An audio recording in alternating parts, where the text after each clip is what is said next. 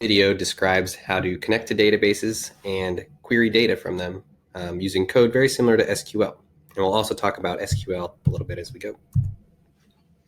So what is SQL? Well, SQL stands for Structured Query Language. And so this is a language that's used by what are called Relational Database Management Systems, or RDBMSs. And so this is a very standard language that's utilized in a lot of places. Mainly what you're going to do with SQL would be, say, obtain some data from tables, which are essentially just rectangular data sets like data frames. You can combine data from separate tables, so you can do what are called joins.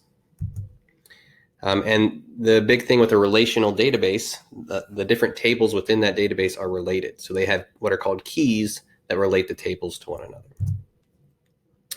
SQL can also manipulate and create variables, as well as structure and edit the entire database itself. Okay. So we're not going to get into a ton of what SQL does. We're going to describe a little bit about what you can do with it and how you can start to learn it. Basically learn it through using our dplyr functions. But this is a little schematic of a database. And I pulled this from the source that you see here. But essentially there's a couple different tables, right? You can see each one of these represents a table and they're related in some way, right? So this is a relational database. So for instance, customer ID appears here, customer ID appears here. And so these tables are related in that way. Okay. And so that's basically what a database is, right? It's a bunch of tables, a bunch of data sets in some sense that are related by these keys that you see. And so we've already kind of looked at something in a similar format to a database. If you recall, we looked at this Laymen package, which had data from baseball, right? And so there were a couple different data sets within there. But this is the description of the Laymen package. The main form of this database is a relational database. It has players assigned to a unique code. So those are the keys that relate the players. And the information in the different tables are tagged with that. So that's telling you that this is how you're going to reference them across the different tables. And then those are linked to certain things in a given table. So there are lots of these different links across the tables that you would see in this package. And so there are a couple main tables, but there's the master table and the batting table, for instance. So master has player names, dates of birth, etc. Batting has batting statistics. But these two are related in the fact that the player IDs are constant across the two, so you can sort of reference and pull from each if you need to. And so this is a little schematic of that Laymen database. So here's a batting table that exists, master, schools, school players, and salaries. And so you can see that there are links between these things, right? So there's the player ID that's here, the player ID that's here, player ID that's here, right? So this is a sort of very small basic data set, sort of relational database, if you will. Okay? It's not exactly in the form of a database because we just have them read in. When you read in the Laymen package, it's really just read in as a couple different tables. So a couple different data frames. So what we want to do is sort of get the feel of how to deal with databases in R and what this SQL language is all about. And so that's what we're going to do next. So there are a couple different SQL type languages. So there's the database manipulation language, which is basically what we're going to stick to. And these are commands that are very similar to our dplyr commands like select and filter. There's the database definition language. This is, you can structure objects in your database, like create a new table. We're going to do that very briefly, but not really through SQL. And then we're not going to at all touch on sort of administration of databases. So mainly we're going to stick with trying to do some manipulation of the tables and the data within them. So what else do we need to know about databases to get started? Well, there are lots of different kinds of databases. So we're talking about relational database management systems. There are a number of different sort of genres of them. Some of them are pay-for services and some of them are open source. So like Oracle is a traditional sort of older database, and it's proprietary, and it's very popular. It goes across many different platforms. And then there are ones like SQL Server, which is a Microsoft product, DB2, an IBM product, And a couple of the more popular open source ones would be like MySQL, and the one that I hear is very, very popular these days is Postgres. So those ones are open source. Now, each one of these actually has its own SQL language, but the sort of basic features of each one of those SQL languages, they're all kind of the same. So here's a cheat sheet for the basic sort of SQL language. So you can see that there are functions like select, which we sort of have already looked at from dplyr, query data in these columns. So the way to write this SQL code would be select this column and this column from a particular table. If you do select star, it's going to query all rows and columns from table T. And so you can see that this is really just its own language, right? And so you would have to learn this syntax in order to really be able to use it. Again, what we're going to do is mostly stick with dplyr, which is essentially the same logic, just different syntax. But we'll also see that we can actually pull some SQL code out from our dplyr code, which is kind of nice.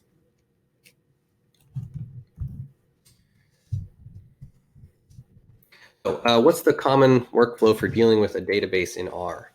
Well, the first thing is that you need to set up a connection to that database. So you essentially need to have R talk to the database.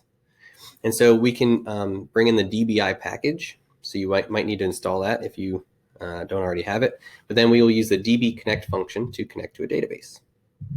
And the DB connect function requires a few things. First is what kind of database you're going to connect to. And so depending on which type of database you're dealing with, you need a different R package. So if you're dealing with an SQLite database, our SQLite package can do that. MySQL, Postgres, open databases, and then BigQuery. Sorry, there should be a B there. So BigQuery is kind of neat. Google has some really big data sets out there that you can connect to the database and start grabbing from. So with this DB connect function, you need to give it the appropriate database that you're going to be using for the backend, and then say where the database is located, and then if you need to log in, your username and your password to log in. Once you've made that connection, you then would reference the table. So you can use this TBL function and say using the connection. So notice that we saved our connection here as CON. This is saying use the table function with that connection and then grab this table. And that's going to be stored as now our new data. And then the next thing you might want to do would be, say, query the database. So either use SQL code itself, or maybe dplyr or dbplyr, which is database plyr. Use code from that to get information from that database. Again, we're not going to go full-fledged into SQL. We're going to expose you to it here and let you determine whether it's worthwhile for you to really get into learning SQL, or whether just knowing dplyr is going to be enough.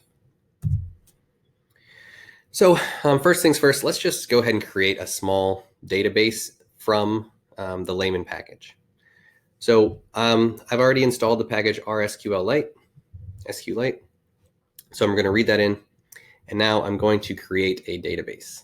Okay. So these two lines of code, I'm creating a database using the source SQLite. And so you can see now if I run my_db, it's an SQLite database that's located here. Okay. It currently has no tables in it, so there's nothing in this database. It's an empty one. But what we can do now is just add tables to it. So I already have the Laymen package installed, so I'm just going to load it in. And now I'm going to copy to my database here. So I'm using this copy to function to my database, the master data set, the pitching, fielding, batting, awards players, and award share players. Now if I look at the database that we've created, it's an SQLite database, but it has these tables in it. Okay, so we've created a small database ourselves. So what we might want to do now is query it, right? So we have a connection to it, right? We have the database there. So what we might want to do next, since we're already sort of connected to it through R, is we might want to grab one of the data sets and do some queries. So I'm going to use TBL, that database, and I'm going to grab the pitching table from it. And then from there, I'm going to just use dplyr code. So I'm going to then select any column that ends with ID, and I'm going to filter it to only return year equal 2010. So that would actually try to return some data to us, sort of. And what you can do here to actually see the SQL that dplyr ends up creating is you can add this show query. So if we do all that and then show query, this is the SQL code that's sort of created here. Okay. So select everything from, and then this is actually not super great SQL code, but essentially this would give you the query that we're doing through dplyr. So let's run that particular chunk of code without the show query. And we can see that if we store that in temp and we look at what temp is, it says that this is a lazy query. It doesn't know how many rows, but it has 4 columns. And we grabbed it from a database that was an SQLite database. And here's a little bit of the data that you might want to investigate. So why doesn't it know how many rows? Well, R is being lazy again. So R is not going to pull any of the data in until you explicitly asked for it. So it's trying to delay doing that work until the last possible moment. That way it doesn't have to waste any resources or anything like that. So it's going to collect everything at the end that you want and then send it to the database in one step. So if you actually want to get the data, you probably want to use collect at the end. So do all these things and then collect it. And that means return everything from the query. And so now if I look at temp, I can see that I have a number of rows that it knows about. So wonderful, great.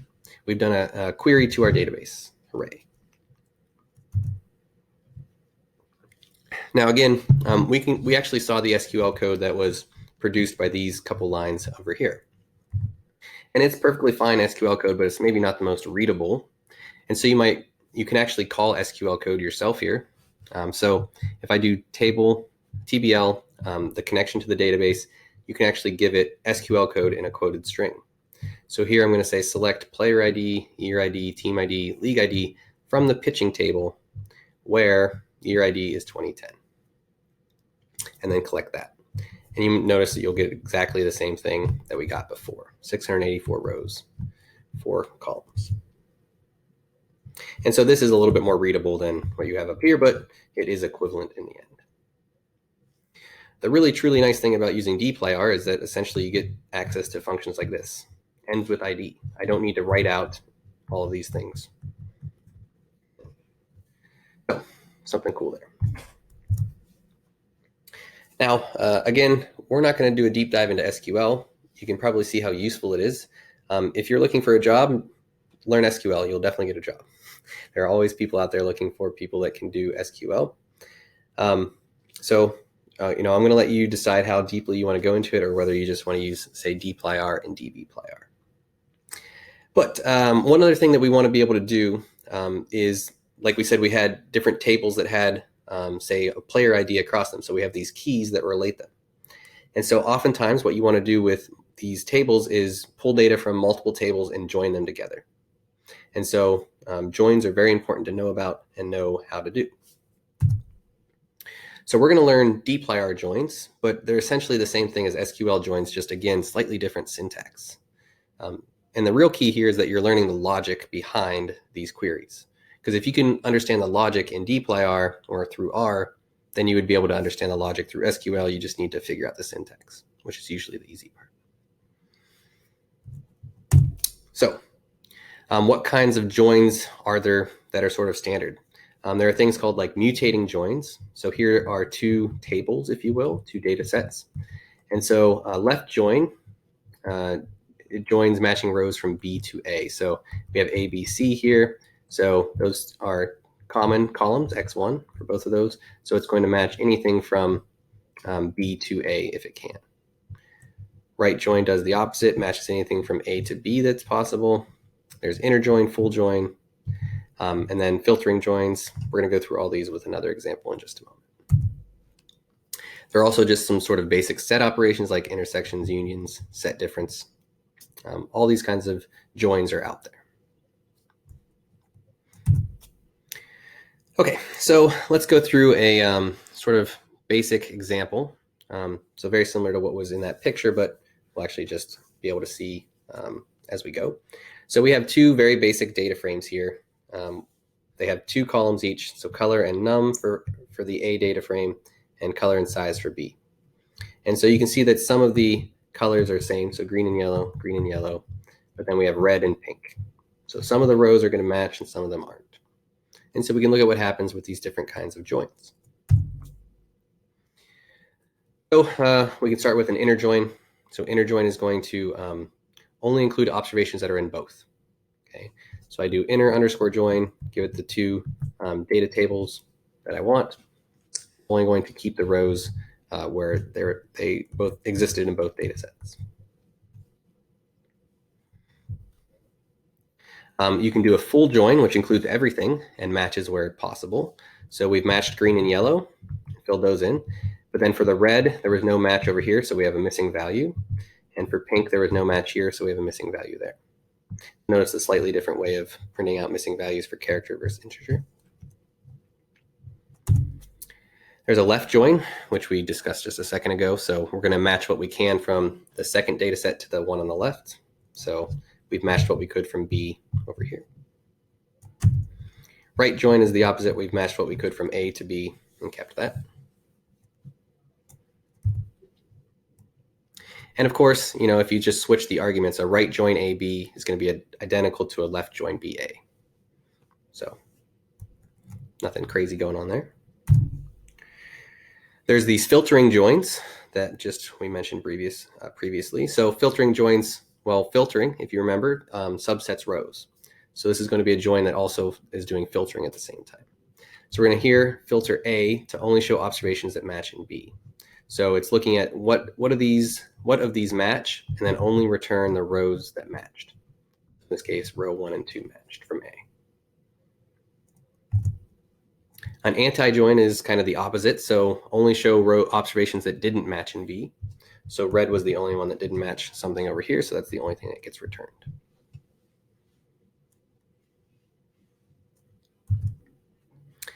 And so another thing that comes up when you're trying to do these joins is maybe your database isn't structured as well as it should be, and so your columns that actually represent the same thing don't actually have the exact same name. So for instance, we might have this B data frame that instead of being color, the column is COL. And so, doing a join on this, it's not going to know what exactly to join on. You have to tell it what to join in this case. So all we have to do is give it the by option. So we say by, and then say color is equal to call from the 2 data sets. So that'll be equivalent there. Okay, so that's the join stuff on sort of baby data sets. We can look at how to do it on some of these bigger ones. So here I'm going to join 2 data sets based off of the player ID and year ID. So I'm going to grab some observations from the pitching data set. So I'm saying table. I'm going to grab from my database the pitching data set. And from there, I want to select player ID, year ID, and wins. And then I also want to select from that database the awards players, just these columns from that data set. And now I'm going to interjoin this first data set with this second data set. So these ones share player ID and year ID. So it's going to merge, it's going to join them across those. And then we're also going to have wins and award ID added on as well. And then I want to, once I've done that joining, I'm going to then filter so that the year ID is greater than 2010. And then I'm going to collect so I actually get the results back. So this is a pretty reasonable join, so kind of useful to know about. I now have the player ID, what year it was, how many wins they had as a pitcher, and then what award they won. So kind of neat.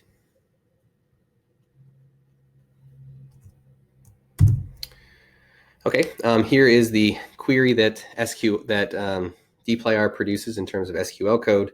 And so, this is a little bit harder to read. And again, they don't do it in the most intuitive way here, but it certainly gets the job done.